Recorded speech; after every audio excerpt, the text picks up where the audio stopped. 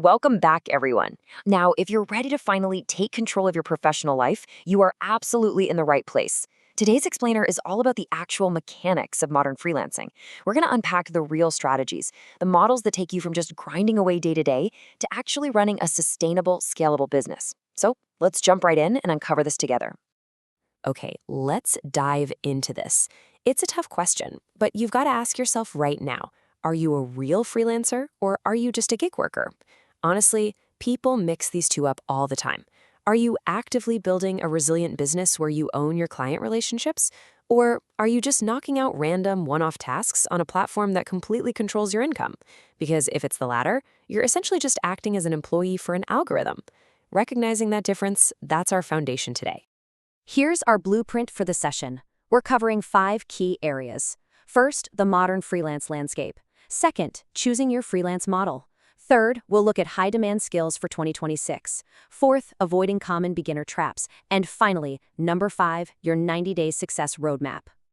Starting off with Section 1, the modern freelance landscape, let's really define the playing field we're on. There is a massive, and I mean massive, divide between true freelancing or building an agency on one side and doing gig work on the other. Like we just touched on, relying solely on gig platforms means you are basically working for an algorithm. You're constantly competing on price, which just turns into a race to the bottom. But when you build a legitimate freelance business, you own the client relationship. You set the terms. You dictate the pricing. You are actually building equity. You're no longer just a cheap profile picture in a sea of thousands. You're a strategic partner.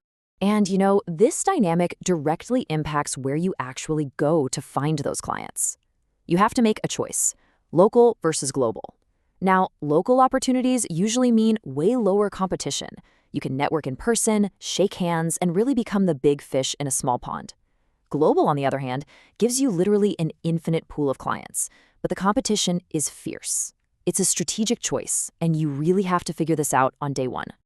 Moving on to Section 2, choosing your freelance model. This is where we figure out how to actually package your expertise.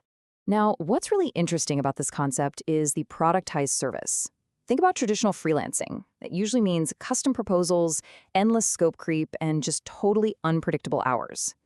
Productized services completely flip that on its head. You take what you do and you package it up just like a physical product sitting on a store shelf. So instead of saying, hey, I'll design your website for $50 an hour, you say, I will deliver a 5-page website in exactly 1 week for $2,000.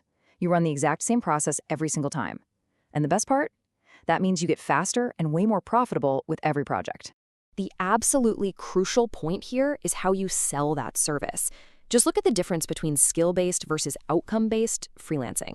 If your pitch is, I like code for an hour, you're stuck trading your time for money. There's a hard ceiling there. But outcome-based freelancing, wow, that is where the magic happens. This is where you say, I will increase your website's conversion rate by 15%. You have to realize clients don't actually want to buy your skills. They want to buy results. When you tie your work directly to a tangible outcome, you can suddenly charge for the massive value you're providing, not just the time you spent. Of course, jumping straight into high-ticket outcome-based retainers, yeah, that can be pretty intimidating if you're just starting out. The most beginner-friendly entry models sit comfortably right in the middle. It's kind of like planting a secure seed for your business to grow from. Start by blending a core, reliable skill with very strict, clear boundaries. Think of a limited scope service, something like a single website audit. It's brilliant because it allows you to build your internal engine, learn how to handle clients, and actually generate cash flow without taking on massive risk right out of the gate. All right, Section 3, high-demand skills for 2026. Let's talk about future-proofing your work. When we look at the categories forecasted to explode by 2026, we're seeing a huge shift toward high-leverage knowledge. We're talking things like AI integration consulting, specialized marketing automation, and niche cybersecurity. And why is that? Well, businesses are literally desperate to scale efficiently. And notice how perfectly these map onto the business models we just covered. You could easily take an AI workflow audit, productize it, and sell it as a clear outcome-based service. Align your path with these specific trends, and you basically bulletproof your future income. Which brings us to Section 4, avoiding common beginner traps. Because trust me, there are a few big ones. Trap number 1 is misunderstanding the model you're actually in. If you start blurring the lines between being a true freelancer, trying to run a full agency, and just picking up random gig work, you are going to burn out hard. You'll catch yourself trying to scale up like a massive agency while simultaneously pricing yourself like a cheap gig worker. And guys, that is just a fast track to total exhaustion. You absolutely must lock in a clear identity right from the start. Then there's trap number 2, vague service offerings. Trying to be the Swiss Army knife who does graphic design and copywriting and coding and consulting, it's incredibly dangerous. Clients simply won't trust that you're excellent at any of them. Instead of being the Swiss Army knife, be the hammer. Establish one crystal clear, specialized, productized offering. Become the absolute best at striking that one specific nail before you even think about trying to do everything else. And trap number 3 is ignoring the local versus global strategy. Look, if you try to market to a local neighborhood bakery using the exact same slick pitch you'd use for a global tech startup in Silicon Valley, you are going to hear crickets. Skipping that upfront planning on exactly who your target market is almost always leads to failure. Take the time to define exactly who you are talking to and what they expect from you. And this brilliantly illustrates our final segment, Section 5, your 90-day success roadmap. It's time to execute. Let's walk through this execution roadmap step by step. For days 1 through 30, your one and only focus is choosing your model and your market. Are you going local or are you going global?